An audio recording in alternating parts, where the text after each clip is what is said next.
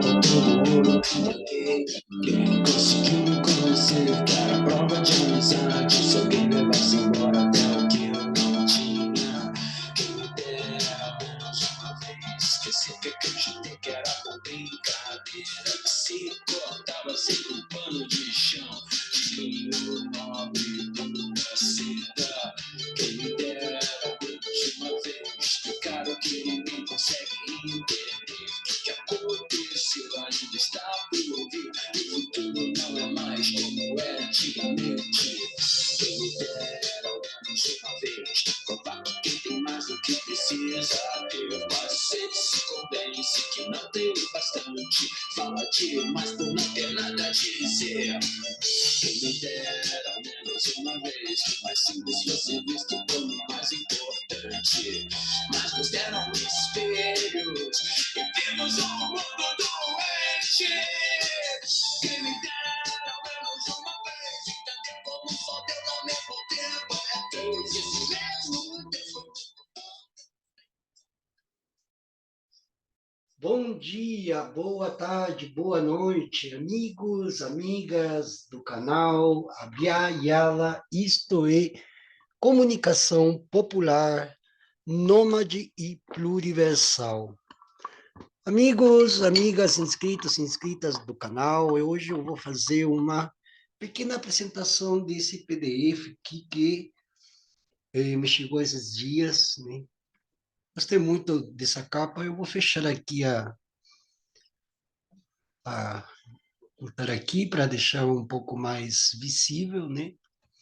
O PDF, né? Inclusive, eu vou compartilhar aqui na descrição do vídeo, né? Eu estou querendo apresentar isso aqui, pessoal, eh, por uma coisa muito específica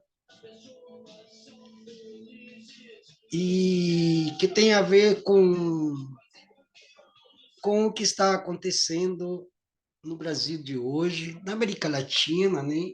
A Bia Yala, para nós, povos indígenas, que continuamos sofrendo as investidas desse perverso sistema, perverso, nefasto, mórbido, sórdido, que é o neoliberalismo. Eu já falei aqui várias vezes, aliás, eu sempre venho falando sobre o que é o neoliberalismo, né? E isso aqui se traduz em tentar explicar de forma mais, digamos assim, mais didática, inclusive até no sentido da linguagem, né? E a gente poderia falar para os manos da quebrada, para as manas, pessoal que mora em ocupações, as pessoas que estão em contexto de penitenciária, né? Pessoas encarceradas, né? Que também tem indígenas encarcerados também, não somente aqui no Brasil, em todos os países do nosso continente, né? Mas para falar para essas pessoas sobre o que significa o neoliberalismo, às vezes acontece uma situação na qual as pessoas, o povo, as pessoas empobrecidas e miserabilizadas, que somos milhões aqui nesse continente, né, que embora com governos progressistas e tal, mas todos os governos, sejam de esquerda, direita, centro, de cima, de baixo, eles acabam repercutindo a estrutura na qual o Estado vem ou tem sido formulado desde que foi fundamentado filosoficamente por Thomas Hobbes, né? Tem um livro ali de 1600 e bolinhas, não lembro neste momento o ano da edição, da primeira edição, né? E, e Thomas Hobbes cria no imaginário popular na Europa, principalmente em países como a Inglaterra, a França, a Alemanha, né? Vem criando no imaginário, uma forma de poder absoluto, né? Uma forma de poder que tenha como funcionalidade deixar rastros e registros para que esse tipo de poder seja herdado pelos sucessores, né? Seja eles, inclusive, filhos, né? Seja eles netos, seja eles bisnetos, né? E que esses bisnetos vão, ou bisnetas, ou netos, netas, filhos, filhas, né? Vão se juntar com outras pessoas cujo imaginário equivale exatamente a esse imaginário que foi colocado desde o início. E o Estado está dentro disso, ou seja, o poder não passa pelas mãos do povo, nunca passou. As pessoas vão votar apenas por uma questão de protocolo, de fazer jus a uma suposta democracia, né? De fazer jus a uma suposta participação política, ou seja, o povo que participa nas decisões que se pensam, se arquitetam, se edificam desde dentro do Estado, né? O que hoje está vivendo o Brasil é algo que outros países, por exemplo, o Chile, a Argentina, o Peru, também já passaram, né? Nesse período de depressão, na qual o neoliberalismo e suas implicâncias psicológicas, elas são vistas através do comportamento da população e principalmente do comportamento dentro dessa polis, desde onde surgem, inclusive, conceitos, bases teóricos, inclusive, que faz com que esse povo, instrumentalizado pelas leis que foram criadas com o aval do Estado, sejam essas leis que parece ser que dão uma certa abertura às pessoas para essa participação política, mas que, no fundo, é mais uma aparência, um nome, né? Um fenômeno, né? Daí vem numen, né? Algo que parece que está aí como se fosse um espectro, mas, ao mesmo tempo, ele não é concreto, ele não é algo tangível, né? Algo palpável, né? E quando a gente começa a sentir ou tem um viés concreto, às vezes o que se percebe é muito pouco. E as aparências continuam, né, dentro, surfando nessa onda. Então, tudo que parece aparente não é mais que uma casca, né? Mas o conteúdo dentro continua tão podre como foi e tem sido sempre, né? Essa história de que o Estado vai evoluindo como se fossem células, moléculas, não acontece.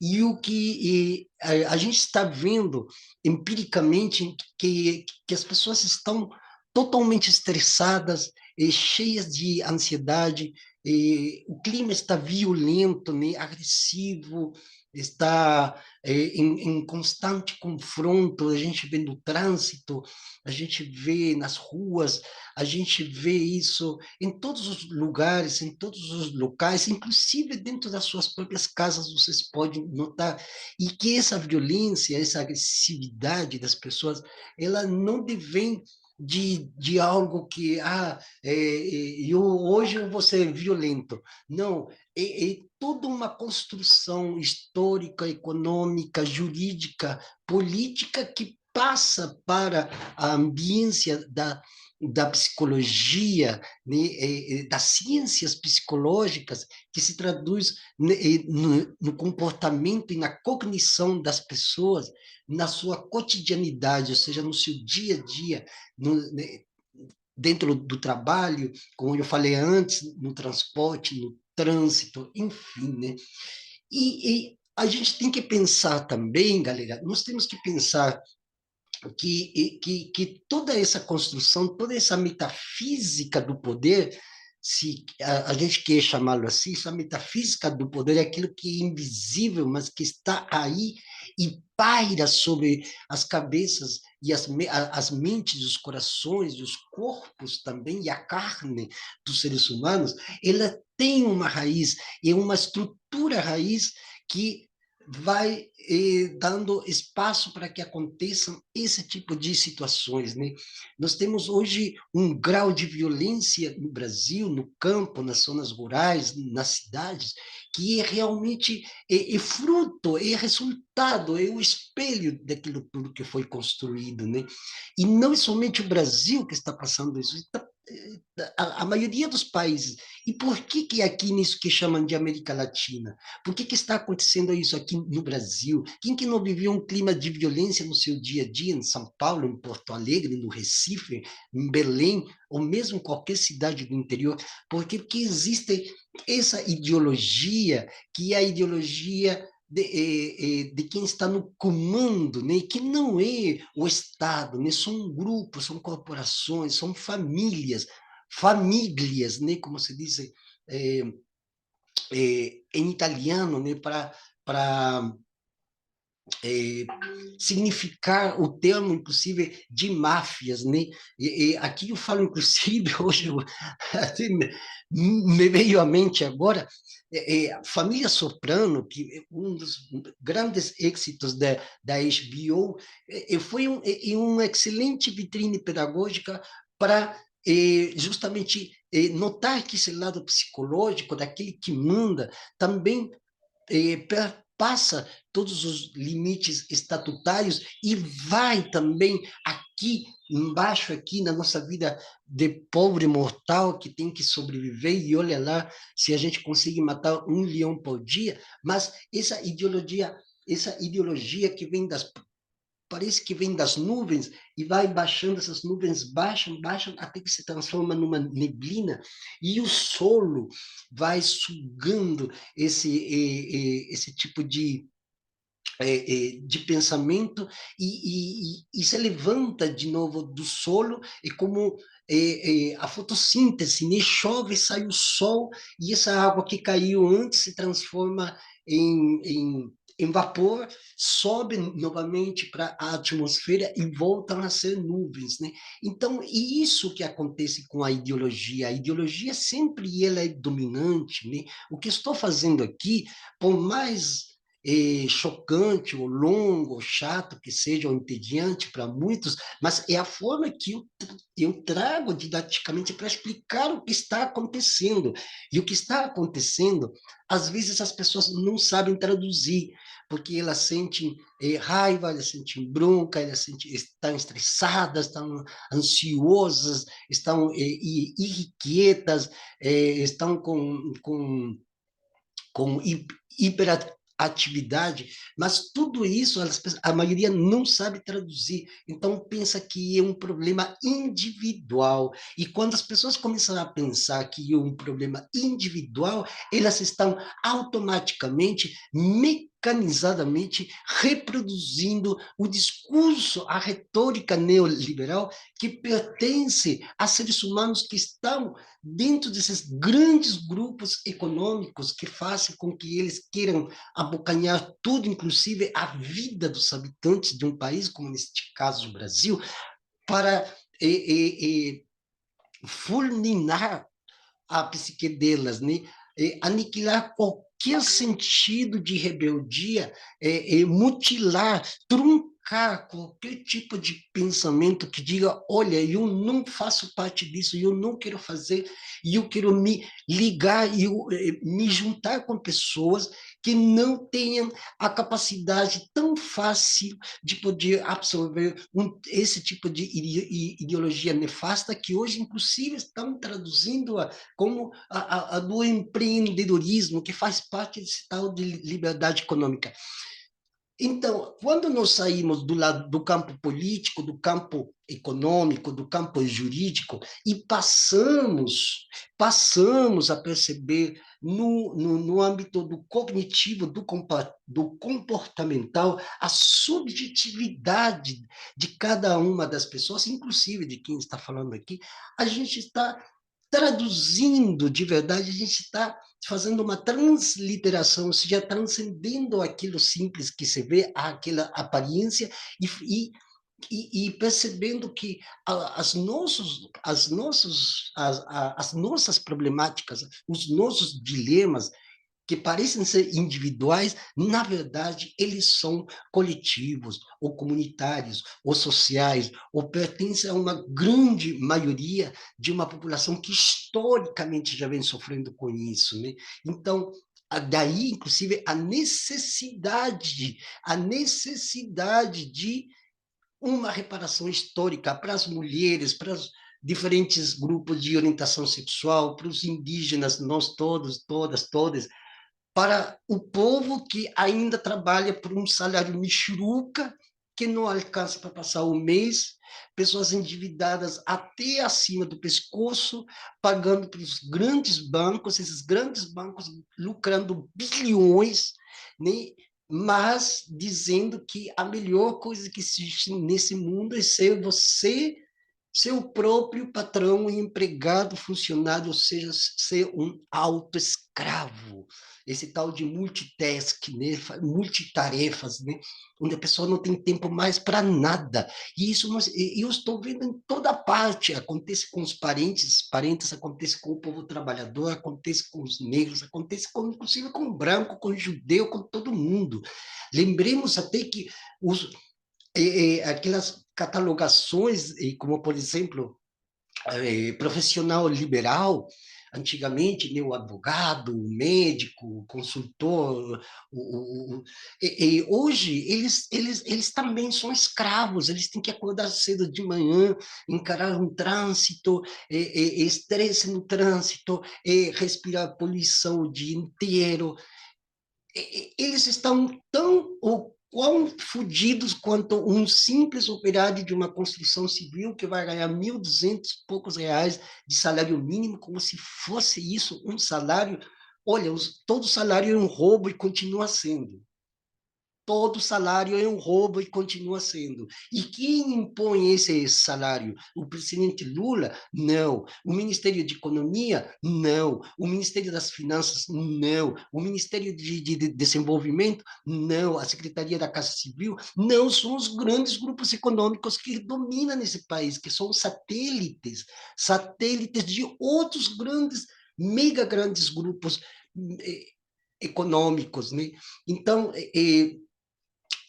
a estratégia neoliberal, que surge, inclusive, desde o Chile, com o golpe de Estado de 11 de setembro de 1973, o primeiro país do mundo para ser colocado essa estratégia que hoje no Brasil está em curso de uma forma mais camuflada, logicamente, mas que, aproveitando do empobrecimento da população que vem desde a proclamação da República até hoje, esse empobrecimento não apenas material das pessoas, empobrecimento intelectual, inclusive da própria classe média. Eles aproveitaram toda essa abertura deixada aí, o caminho asfaltado, impermeabilizado, e eles conseguem até hoje fazer a cabeça das pessoas, e pior, penetrar dentro dos corredores das instituições que deveriam, em tese, deveriam estar defendendo os indígenas, o trabalhador, o povo pobre, seja ele mestiço, branco, judeu, cigano, gay, lésbica, travesti, o que for, porque todos nós deveríamos já estar fazendo um grande movimento social nesse país para acabar com essa imprecação.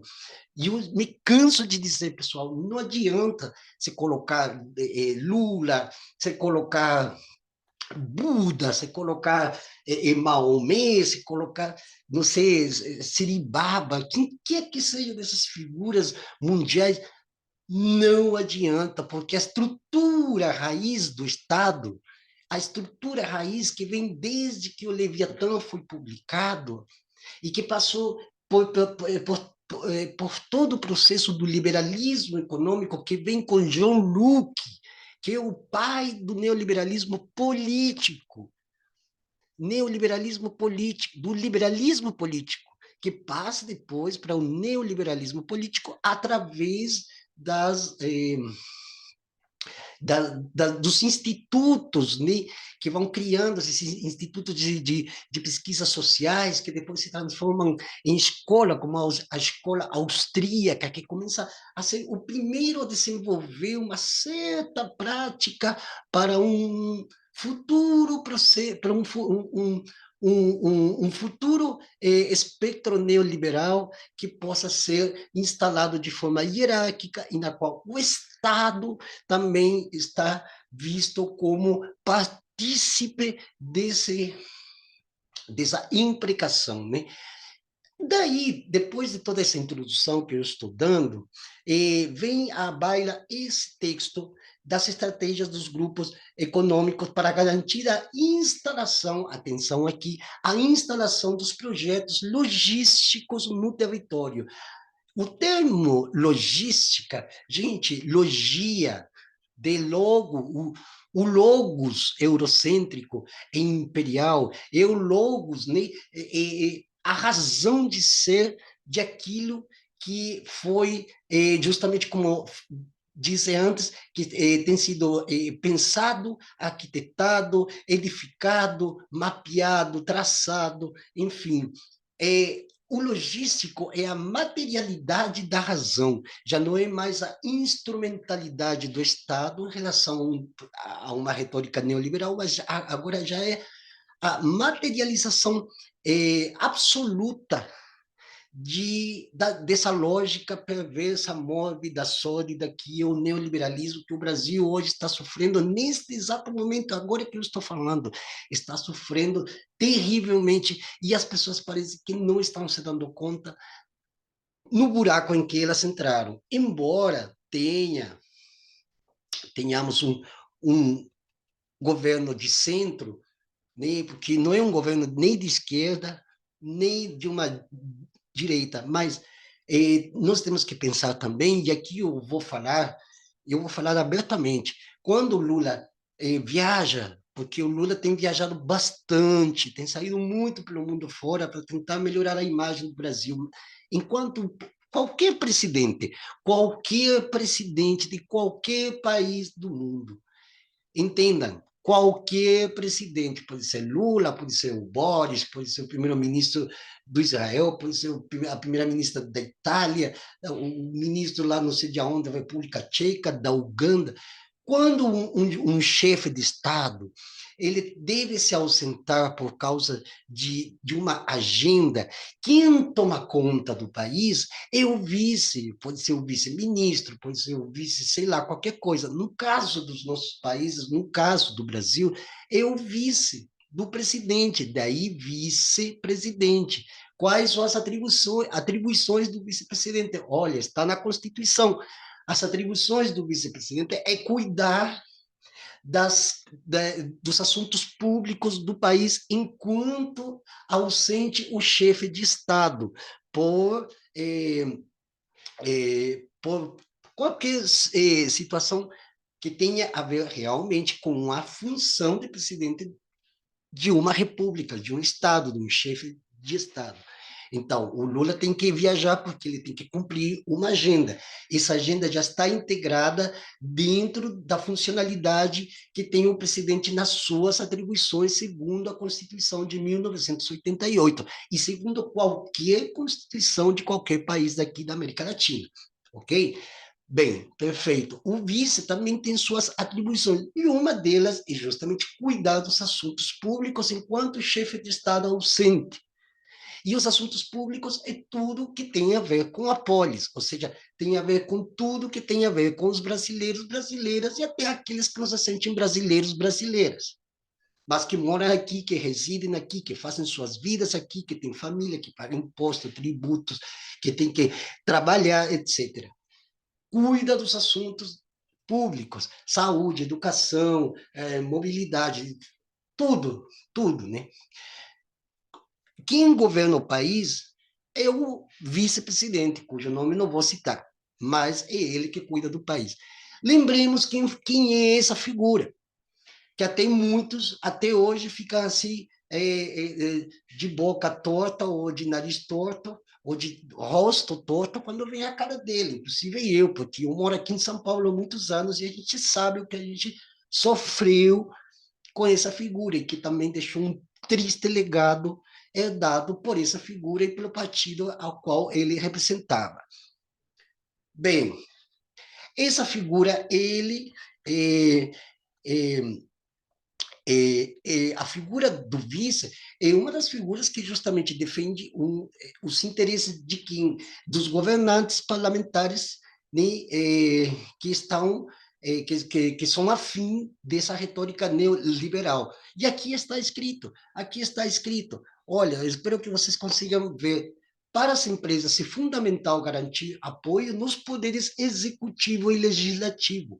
Por conta disso, financiam campanhas de candidatos, candidatas de diferentes partidos para que sejam formadas bancas parlamentares que lhes apoiem, bem como governantes comprometidos com os interesses empresariais.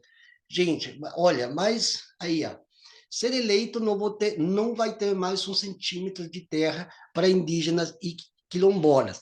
Olha, se bem essa figura nefasta, necrofílica, coprofágica, não está mais na presidência, mas o legado que ele deixou vai ser um legado, e aqui eu vou falar bem sincero, pessoal, vocês vão levar 70 anos, se não mais, para vocês se livrarem disso, e quizás nunca vocês se livrem disso. Nunca, nunca. Por algo que a questão dos... Olha, nós temos a figura nefasta que está surgindo lá na Argentina, o tal de Milei. É o mesmo sentido que já tinha quando da posta em prática do neoliberalismo no Chile. Só que agora não precisam de tanques, de militares. Não, agora é na ideia, e na ideia reforçada com uma certa dramaticidade. E isso confunde as pessoas, mas nessa confusão que tem as pessoas acabam se rendendo. E as pessoas que se rendem diante dessas figuras são pessoas que justamente estão em xeque-mate nas suas vidas particulares, pode dizer assim, né? Dentro da sua casa, né? São pessoas que não têm renda, são pessoas que estão desempregadas, que nem eu, são pessoas que estão em situação de quase desespero. Então, essas pessoas que não têm tempo sequer para ler e também não sentem nem ânimo, nem para pegar no livro, aí eles ficam ouvindo essas figuras horrorosas, vomitativas, dá vontade de peidar e cagar quando a gente vê essas figuras. Mas são essas pessoas, e principalmente os jovens da geração de entre os 11 e 12 anos, que é a geração TikTok, a geração que veio com as redes sociais, é a geração que fica aí olhando os Reels, né? E que se o pessoal que vê pela internet nessas figuras impactantes, né? Hoje, com todo o desenvolvimento das tecnologias, que é o desenvolvimento das tecnologias da grande burguesia capitalista neoliberal, então esses jovens, uau, ficam, né, deslumbrados e tal, né? E como em casa suas famílias também são pessoas muito simples, que não têm esse conhecimento, que também nunca tiveram tempo sequer para ler um jornal, elas também ajudam a alavancar o filho. Ai, filho, vai ser tal coisa que você vai conquistar o seu futuro.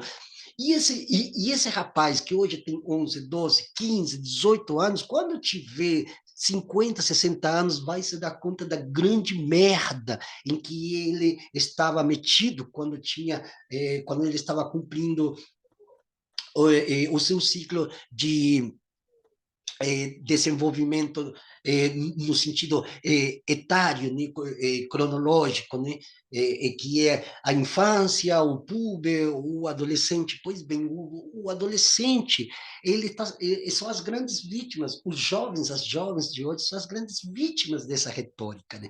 E tudo isso está sendo novamente reprogramado, mas não mais com as mesmas ferramentas que eles utilizaram, principalmente durante os finais dos anos 60 e todo o decurso do século XX até o início do século XXI, e que continua até hoje, né? Enfim,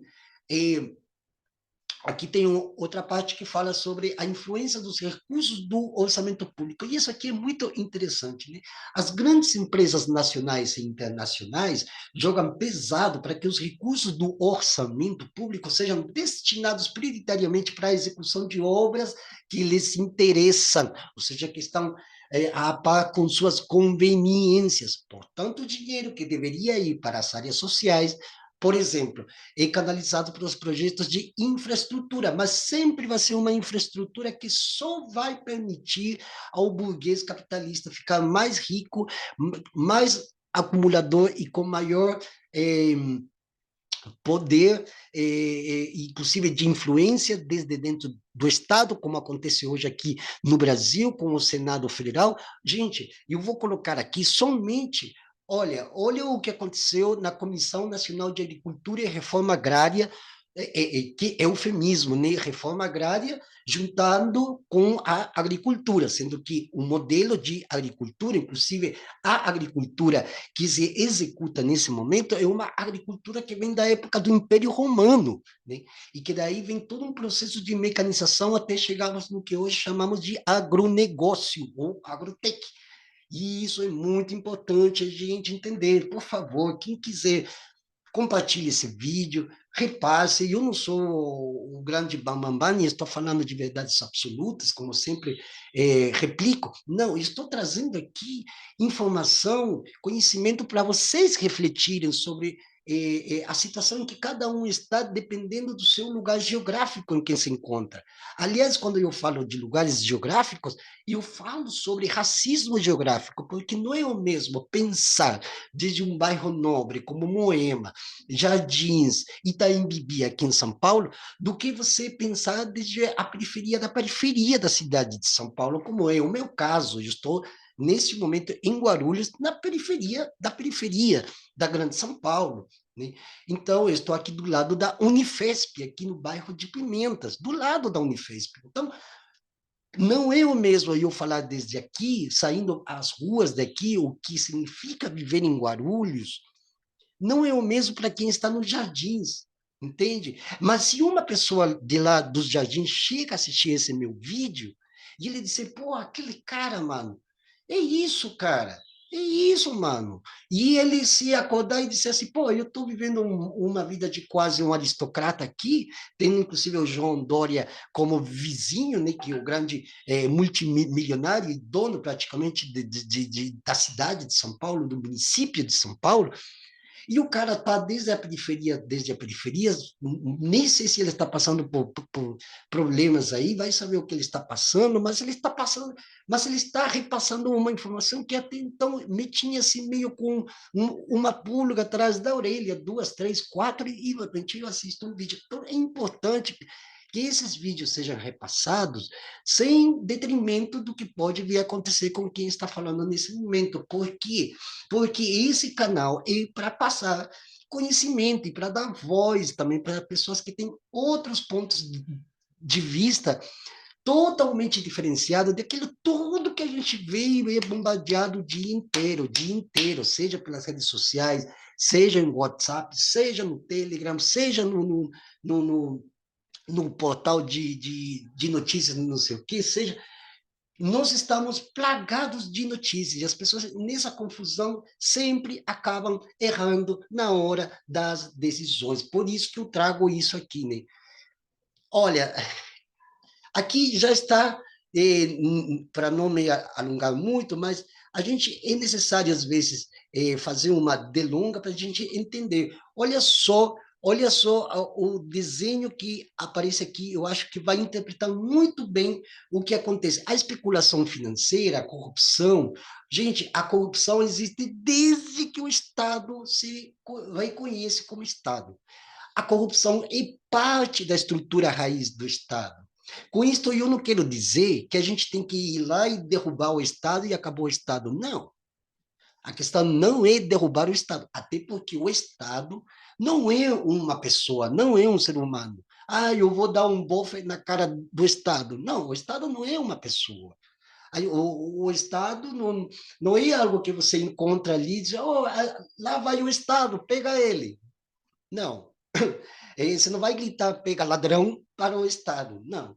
O Estado é um ente abstrato e, de fato, é uma abstração do imaginário de um ser humano que conseguiu persuadir outros seres humanos até convencê-los de que o Estado existe.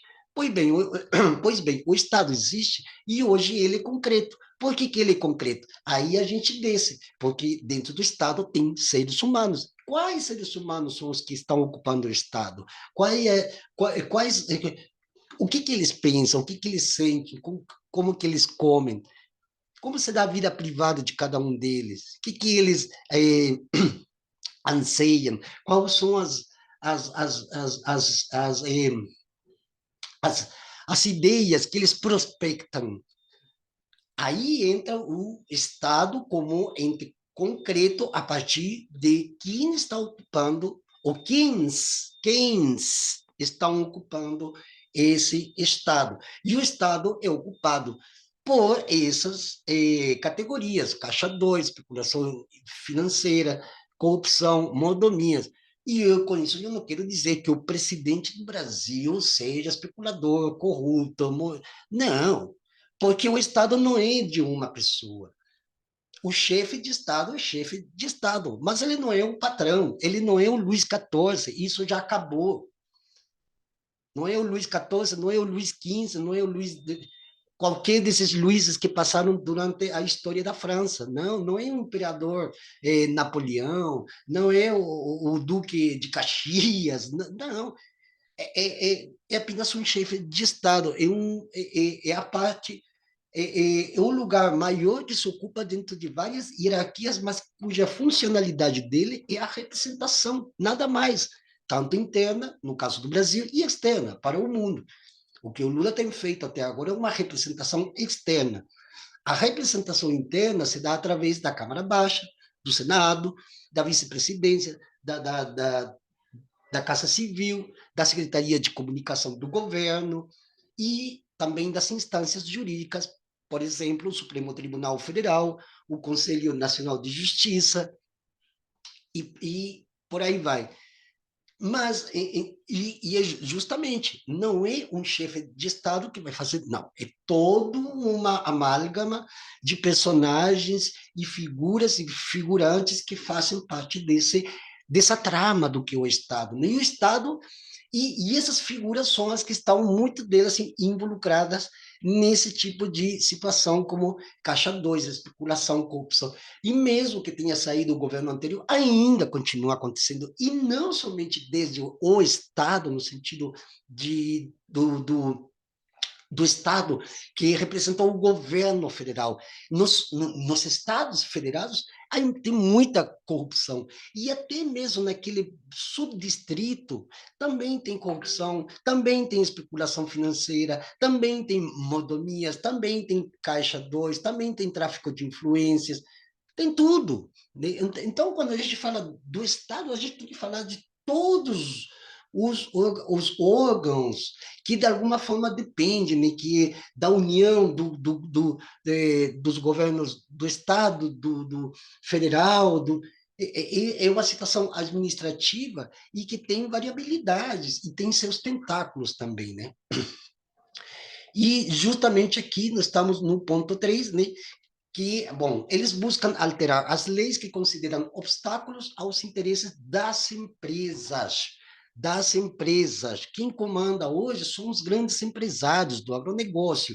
Por exemplo, Blairo Maggi, lá do Mato Grosso. Né? É ele que manda. Tem o velho lá da Avan, né? Tem a Globo, né? Tem a Folha, né? E tem as grandes empresas, né? Aí, garantir o apoio de governantes, não de um governante. Aqui a gente tem que ter muito cuidado quando a gente lê, a gente tem que saber ler. Quando diz garantir o apoio de governantes, está falando de vários tipos de governantes. O governador do estado é um governante de um estado, o governante do estado de São Paulo, fulano de tal, ele que governa, e por algo ele é governador. E tem o chefe de Estado, que é do governo federal. Já são duas instâncias diferenciadas, então são governantes.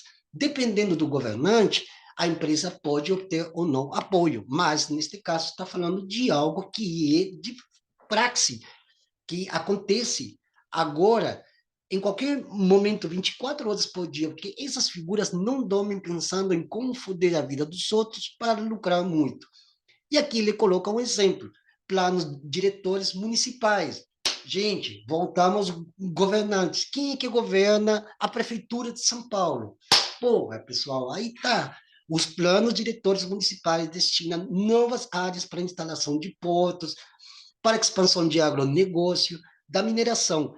Os planos diretores municipais valem também para o problema fundiário nas grandes capitais, como no caso do município de São Paulo, cujo governante, cujo governante vai lá saber quem é o prefeito da cidade de São Paulo. Eu não vou falar nome, não. Cujo governante do município é aliado às grandes máfias das construtoras e imobiliárias. Não à toa, há uns 3 dias atrás, meteram fogo lá no Pico do Jaraguá, provocando medo e terror nos parentes que estão no Tecuá, né, o povo guarani que resiste lá no Jaraguá. Contra quem eles resistem? Justamente contra as imobiliárias, contra as construtoras, contra as decisões dos governantes municipais e estaduais e distritais, e aí vai, né? Exemplo 2, a legislação ambiental é completamente desfigurada. Olha, lembremos quem foi o ministro de passar a boiada. Ele foi secretário de Meio Ambiente durante o governo de quem hoje é o vice-presidente da República. Vocês estão vendo? Vocês estão. Olha, espero que vocês consigam me entender. A legislação ambiental, olha, não fui eu que escrevi, isso está aqui. A legislação ambiental é completamente desfigurada. Quem desfigurou a legislação ambiental em São Paulo, senão a tenebrosa, tétrica figura do ministro passado da boiada? Entende? Então, essa figura acabou com a legislação ambiental, florestal e tal que havia aqui em São Paulo. Logo, o ministro se transforma em ministro federal. Então, hoje nós temos uma legislação desfigurada no país inteiro. E ela não está sendo discutida. Não está sendo discutida uma nova legislação ambiental. Estão fazendo apenas emendas, mas as emendas não bastam. Tem que transfigurar tudo isso, porque é isso que está dando passo a todas as violências que estão acontecendo na Bahia, em Tocantins, em Maranhão, no Mato Grosso, em Rondônia. Gente, entende? 3, são aprovadas leis que legitimam a grilagem de terras. Olha, gente, no Senado está cheio de gente acusada de esbulho possessório, ou seja, que tomaram à força um território que não lhes pertencia, como no caso, por exemplo, dos territórios indígenas, sobreposição em TIs, sobreposição em terras indígenas. Entenda nisso.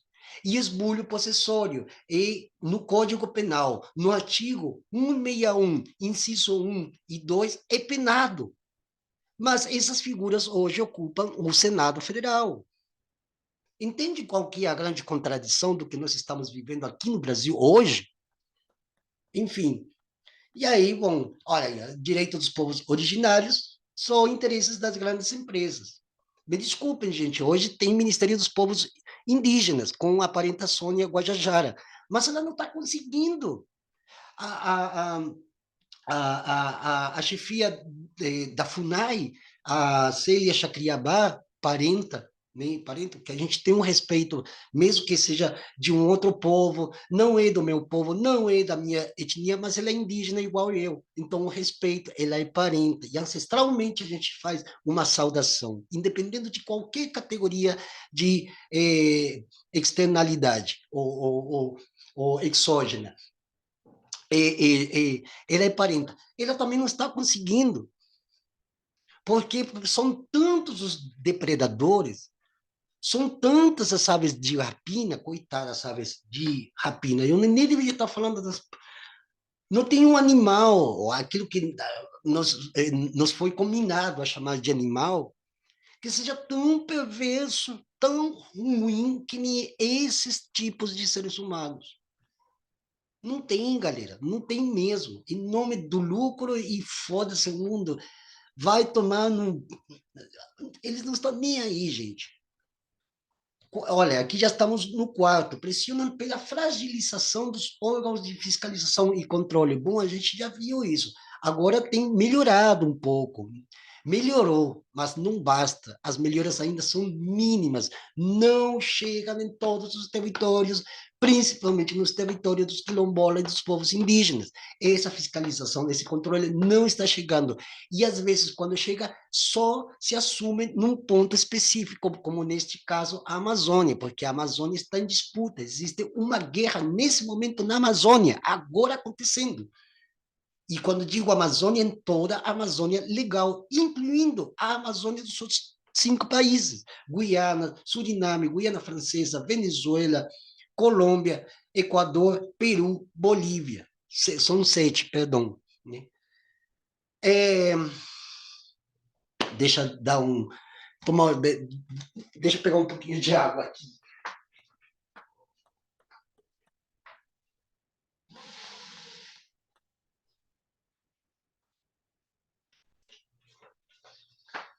Enfim, vamos lá. Um ponto importante aos grandes grupos empresariais é que os órgãos públicos de fiscalização e controle percam a capacidade de realizar suas funções. Para tanto, os governos realizam cortes nos orçamentos desses órgãos, não realizam concursos públicos para a contratação de novos servidores e servidoras, perseguem funcionários e funcionárias comprometidos, comprometidas com a defesa dos territórios comunitários e áreas de preservação. Desacreditam os dados levantados pelos órgãos sobre desmatamento, etc., etc. e tais, né? Investem pesadamente em marketing e propaganda para obter o apoio da sociedade dos seus projetos. Gente, aqui, isso aqui, nem vou ler tudo isso aqui, porque aqui fala justamente, ó, as redes sociais. Gente, as redes sociais e da extrema-direita, no Brasil, no Chile, nos Estados Unidos, na Europa, todos os países ocidentalizados, atenção para esse conceito, a estratégia e a tática, as estratégias e as táticas são as mesmas. As redes sociais, e as redes sociais hoje, quem mais utiliza as redes sociais, acabei de falar antes, os jovens, os adolescentes. Isso é possível por conta da aliança entre as grandes corporações econômicas envolvidas na execução das obras com as empresas de comunicação de massa, que no Brasil são controladas por poucas famílias. Famílias. Globo, SBT, Record, Band, Veja, e várias outras que tem por aí, e também nos canais em YouTube, que a maioria dos canais em YouTube, por mais que eles nos digam, olha, eu sou afeito e afoito ao neoliberalismo, os militares, à repressão, mas eles vão por outros caminhos. Gente, o mundo ocidental é cheio de coisinhas assim, sabe?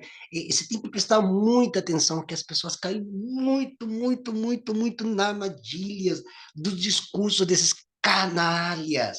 Caem muito. Olha essas revistas de ufologia, que os OVNIs, e, meu, tem tem cada coisa, que se eu for mostrar para vocês, essa live, essa, esse vídeo iria durar umas 5 ou 6 horas, mas enfim, vamos lá, que o agro é apenas também um desse efeito em cascata que vai canalizando todos esses discursos e vai envolvendo as pessoas e os jovens, principalmente, que são os mais desavisados e que já vêm, inclusive, desde dentro das suas casas com uma cultura defasada, não entendem nada e acham que isso sabe quando as pessoas dizem, não, a vida é assim mesmo, e fica por isso mesmo. Né? 6, propagam a ideia de que os empreendimentos são sustentáveis. Olha o famoso capitalismo verde, olha só, olha só. Com as crises climática e ambiental afetando o planeta, as empresas não querem ter seus nomes associados à destruição ambiental ou à violação de direitos. Por isso, é um fator negativo junto aos mercados, olha o desmercado, aos mercados consumidores.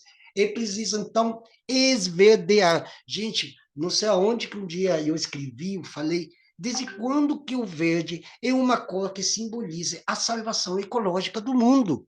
Isso não existe, nem sequer nos tratados do filósofo Ludwig Wittgenstein, que fez todo um tratado sobre as cores, não existe tal coisa. Não é uma semiose. Aliás, nosso globo ocular, com o íris, a retina, a esclerótica, sei lá o quê, ele apenas, nós quando vemos as coisas coloridas, é por causa das propriedades fisiológicas do globo ocular. Se a gente perdesse totalmente essas propriedades, a gente iria ver que nem os cachorros. O cachorro vê tudo em preto e branco. Para o cachorro não tem diferença o vermelho, o verde, o azul, o amarelo, não tem. A gente sim tem, porque a gente tem propriedades compostas pela fisiologia mesmo do globo ocular que faz com que a gente consiga ver em diferentes cores, inclusive em preto e em branco. Agora, esverdear essas empresas, gente, que eufemismo, pelo amor de quem quer que seja. E é preciso, então, esverdear as empresas e seus empreendimentos para que sejam vistos pela sociedade como sustentáveis, mesmo que a realidade prove o contrário. Basta você ir para um supermercado e pegar todos os pacotes dos produtos e todos lhes dizem que o produto que estão utilizando é ecologicamente correto, que estão seguindo as normas técnicas e não sei que coisa para a sustentabilidade, sustentada e não sei o supermercado é o melhor lugar para a gente descobrir essa falácia. É como se nada mais pudesse existir, a não ser os grandes empreendimentos ou o mercado de carbono, que, segundo o bloco de poder que comanda a economia mundial, são as únicas possibilidades de desenvolvimento. É preciso termos em mente que o progresso do capital se dá a partir da criminalização de outras formas de economia, como a agricultura familiar e o agroextrativismo. Nós estamos vendo aí a CPI do MST, né, que tem a ver com essa criminalização, né, e nós estamos também querendo, lá no Acre, que estão querendo criminalizar os extratores de palma, né, babaçu, acho que chama, né, naquelas regiões ali, Acre, Roraima, perdão, Acre, Rondônia, Amazonas, né? Estão querendo criminalizar e já tem processos contra eles lá nos ministérios públicos desses estados. Podem procurar pelo Google aí. 7. Invisibilizam a existência das comunidades. Há um dito que afirma que não é visto, não existe. Daí o porquê muitas empresas simplesmente ignoram a existência dos povos indígenas e comunidades tradicionais nos territórios, posto que o reconhecimento das mesmas poderia inviabilizar ou atrasar a instalação dos projetos empresariais, bem como encarecer as obras por conta de indenizações, compensações, etc. Esse reconhecimento também poderia forçar os governos a realizar consultas públicas prévias livres e informadas com base nos protocolos comunitários. Olha, isso aqui é muito parecido com o que já está na Convenção 169, que tem protocolo de consulta para os povos originários, para a emenda constitucional, para qualquer tipo de obra de infraestrutura nos seus territórios. Convenção 169, Convenção 169.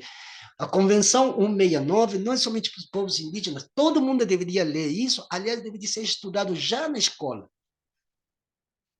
Enfim, portanto, passar a ideia que tais comunidades não existem é fundamental para os grandes grupos econômicos nacionais e internacionais e seus aliados.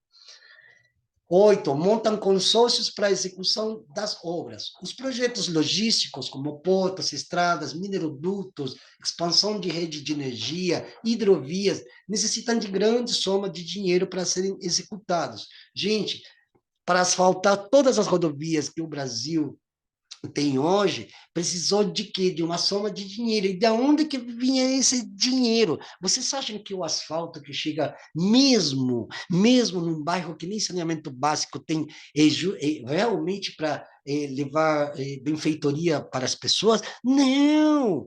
Todas as estradas, todo o asfalto em si, ele simboliza justamente o triunfo do poder das empresas, porque as empresas querem, quanto mais rápido escoar todos os recursos, melhor, porque a gente ganha mais rápido. Então tem que asfaltar, faz grandes rodovias e tal, né?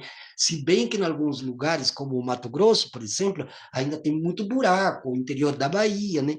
Mas eles enxugam esses estados até onde eles podem e dizem assim, está vendo que o estado não tem sequer dinheiro para asfaltar a sua rodovia no Mato Grosso, em Rondônia, na Bahia, no Maranhão? Então quem vai bancar é nós. Nós quem? As empresas que se juntam em consórcios para disputar os leilões e competir com outras empresas. Tá aqui, ó, não sou eu que inventei isso aqui não, olha. Por outro lado, os consórcios são resultados de acordos políticos envolvendo governantes e parlamentares, bancos nacionais e estrangeiros, mídia, organizações empresariais e outros segmentos políticos e econômicos, que representam, na realidade, uma parcela do bloco de poder que comanda o comércio e as finanças nacionais e internacionais. Gente, isso aqui é uma máfia, senhoras e senhores, uma hipermáfia. Como eu comecei desde o início desse vídeo, Família Soprano, olha, Família Soprano, até que eles são bonzinhos, viu? 9, dividem a comunidade para poder acessar os territórios coletivos. Uma comunidade unida na defesa de seus interesses é a pior coisa que pode acontecer às empresas. Portanto, encontrar formas de dividir as comunidades é fundamental para que os projetos logísticos sejam instalados. A divisão pode ocorrer de diferentes maneiras, tais como: 1, estimular o conflito interno, jogando os comunitários uns contra os outros, coisa que a gente está vendo, inclusive aqui nas periferias de São Paulo, Rio, Porto Alegre, a gente vê isso, né? Pobre contra pobre. 2, apoiar a criação de novas organizações mais alinhadas com as empresas, quer dizer, com a ideologia empresarial. 3, promover visitas assistidas de comunitários às instalações das empresas. Porque diz assim, oh, não, venha vir aqui, olha que lindo, cara. Oh, tem cafezinho, né? Tem um sanduichinho, tem uma aguinha, tem um refrigerantezinho, né? Então, convida as pessoas das comunidades e as pessoas, muitas desavisadas, pensando que se elas vão se deixar cooptar por essas figuras, elas também vão se tornar empresárias. Santa ingenuidade. 4, prometer às moradores e moradoras que seus filhos trabalharão nas obras e receberão bons salários. Bom, isso aí eu já tenho visto, inclusive, em campo. Eu vi isso quando na minha viagem para o Ceará esse ano e para o Piauí esse ano também. E aí só vira um penduricalho de foto que nem aparece aqui, né? Já está no fim, pessoal. Cooptam lideranças e conquistam aliados. Gente, ontem o Bob Fernandes, eu vi um vídeo dele que subiu há 2 dias atrás, falando com uma senhora que faz uma intensa pesquisa sobre Atlas Network. Eu acho que eu vou colocar na descrição do vídeo também. E se o YouTube encher o saco, eu vou colocar nos comentários para que vocês assistam o vídeo do Bob Fernandes, que é em parceria com TVE Bahia, né? E aí, isso aqui, gente, olha, se eu não posso me alongar muito, porque senão vocês vão se sentir muito entediados. Mas, enfim, cooptam lideranças e conquistam aliados. Bom, vamos ver lá quem é Atlas Network, Instituto Millennium, o Paulo Jegues, né, que foi ministro de Economia aqui e no Chile, na época do Pinochet, que acabou com o Chile. Até hoje é um país que não se levanta mais. E o Brasil está aí na capenga. Então, prestem muita atenção. Tem que conhecer essa história dos países que fazem parte do Cone Sul, da América do Sul, para vocês entenderem por que está essa merda aqui no Brasil também. E, tá vendo? Portanto, realizam intenso trabalho. Ó, eu vou aqui, né? A ver onde está. Isso. Para tanto, realizam intenso trabalho de identificação dessas lideranças, se aproximam das mesmas, oferecem vantagens a elas e seus aliados, tais como indicar pessoas para trabalharem nas obras, receber regularmente salários e outros recursos, digamos assim, outros benefícios. Estas deixam de defender os interesses das comunidades e começam a apoiar quem? Apoiam seu próprio algoz, coisa que está acontecendo hoje na maioria significativa da população brasileira, está bancando não apenas os velhos e grandes capitalistas, vamos lá, Jorge Paulo Lemann, Sucupira, Banco Safra, HSBC, Itaú, as pessoas continuam vendendo, se prostituíram completamente para o capital. E agora não apenas se prostituíram para o capital, você tem que comprar a retórica neoliberal. O neoliberalismo não é um sistema, é uma forma de ser e estar no mundo. Estas deixam de defender os interesses das comunidades e começam a apoiar todos os objetivos da empresa. E vira justamente o que a iconografia aqui mostra, muito boa, né? Excelente semiose, vira um ventríloco. Realizam ou apoiam ações assistencialistas nos territórios. Olha, atenção com isso. Também acontece de as comunidades que se tornam aliadas das empresas receberem algumas vantagens, como instrumentos musicais. Gente, que bizarro, que escrotice! Isso... Olha, cara, eu vou te dar um espelhinho, mas não é qualquer espelhinho, eu vou te dar um violão de Giorgio, tá bom? Dá um... Gente, não tem como não dar risada. Como instrumentos musicais para as bandas escolares, uniformes e materiais para os estudantes, ou ainda pequenas reformas das escolas, enquanto as que se mantêm firmes na defesa dos territórios não recebem nada, nanica, nanica, nanenina, nada de nada. 12. Criminaliza lideranças e organizações que se opõem aos projetos das empresas. Bom, as lideranças e comunidades que resistem à destruição de seus territórios são monitoradas e perseguidas. Uma forma de tentar impedir que denunciem as violações cometidas contra elas e criminalizá-las.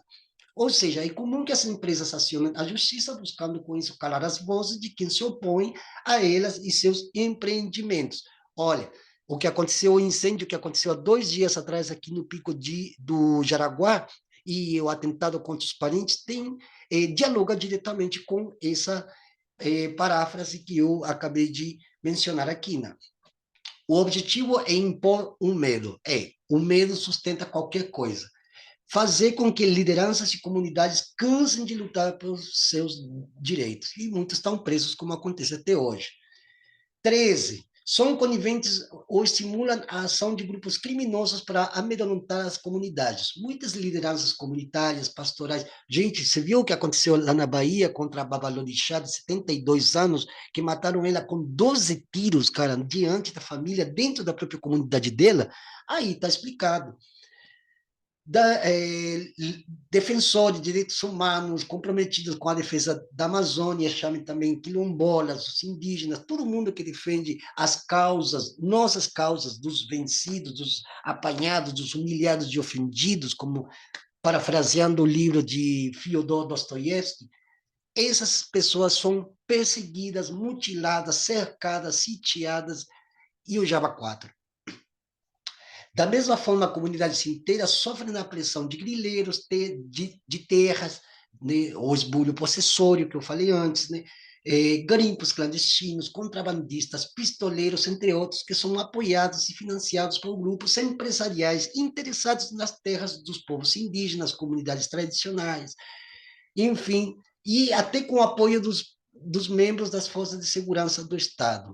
Isso aí, acho que a gente já é vizinho de tudo isso aí, né? Monitoram a vida da comunidade, militarizam as áreas das empresas. É comum as empresas utilizarem drones para monitorar a movimentação das comunidades. Também aconteceu isso aqui no Pico do Jaraguá.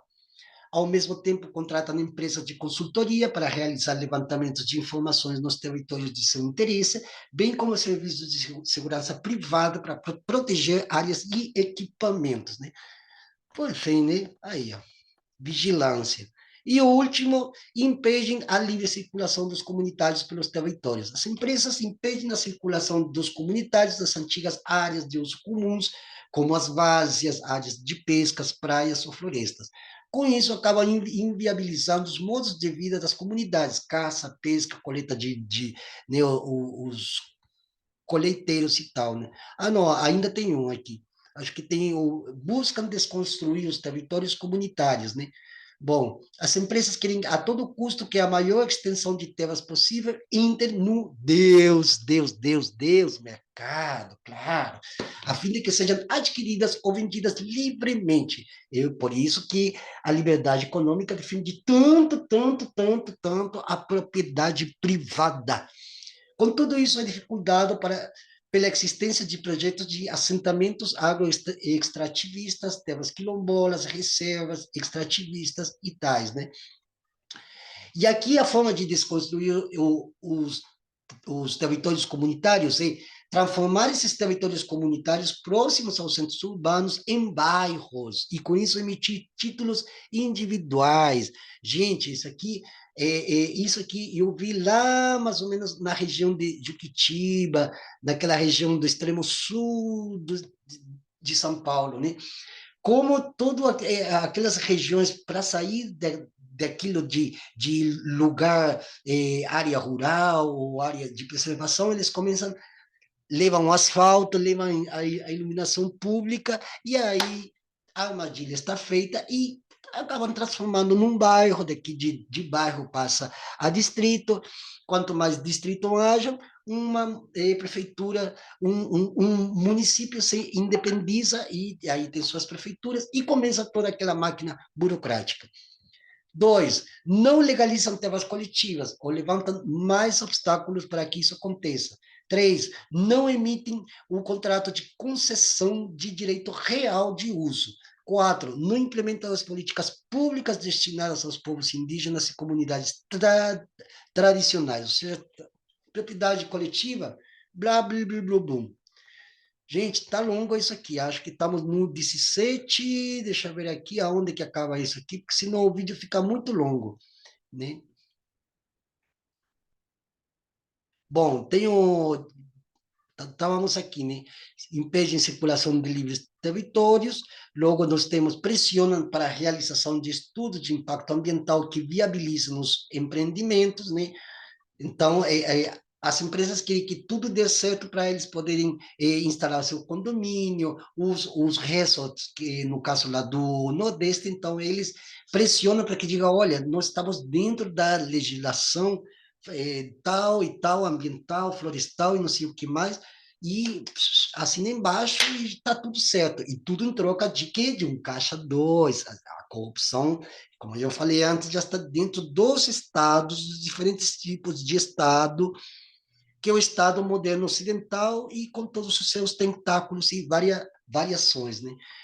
Então, bom, aqui diz, daí porque dos estudos buscarem a todo custo demonstrar que uma parcela pequena do território de suas populações será afetada.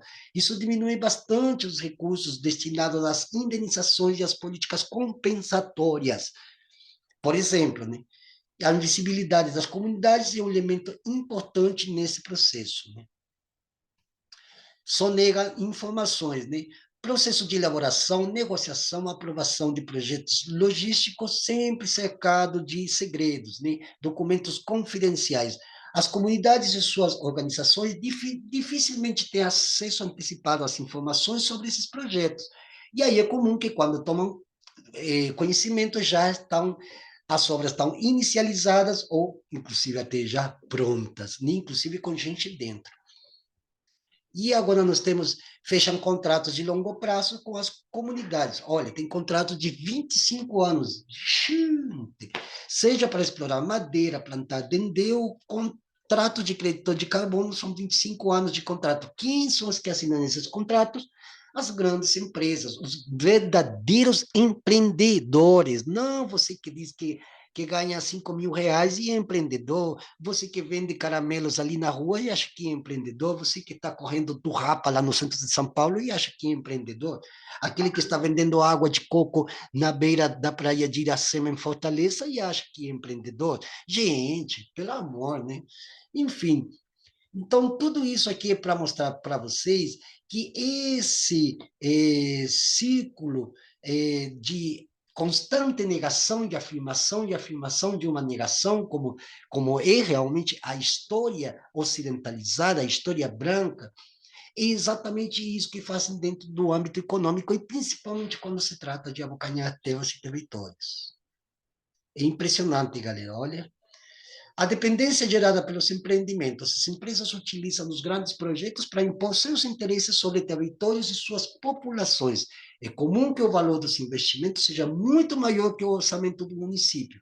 Por exemplo, isso é utilizado para chantagear o poder público e suas moradoras com ameaças de retirada, caso as demandas das empresas não sejam atendidas. O resultado disso são mais e mais vantagens às empresas, isenções fiscais, tributárias, facilidades para a aquisição de terras, e assim continuam explorando até a exaustão. Né? Finalizando, esta cartilha é para ser lida em grupos coletivamente. Ou seja, o que estou fazendo aqui nem era para ser lido desse jeito que eu li. Mas, enfim, compartilhe esse vídeo, contribua com um Pix, porque aqui a gente precisa comer. Dê um like aí também, curta o vídeo. Gente, é importante isso. Coletivamente fazendo isso, se você compartilhar esse vídeo, você estará fazendo coletivamente a discussão que eu estou trazendo hoje aqui à baila. Eu agradeço a cada um de vocês. Muito obrigado. Mais uma contribuição do canal Abia Yala, comunicação popular, nômade e pluriversal, com o único intuito de passar conhecimento, não importa que esse conhecimento daqui, capaz que eu vou estar morto, nem vou estar vivo para ver que alguém, pelo menos uma pessoa, que me ouve e leia isso aqui, e veja outros vídeos que eu já fiz anteriormente, vejam que eu não estou de brincadeira.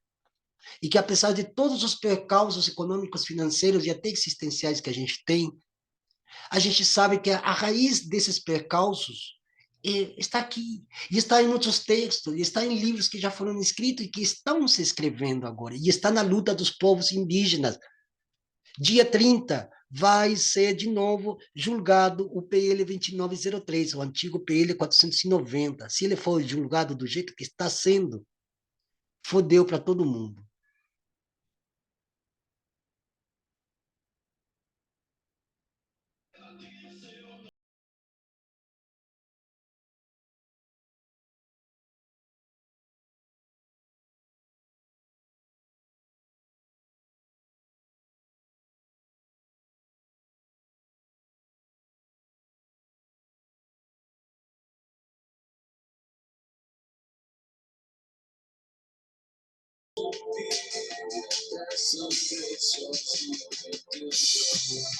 Assim pode trazer você de volta pra mim. Quando eu te escolhi, quer ser só você.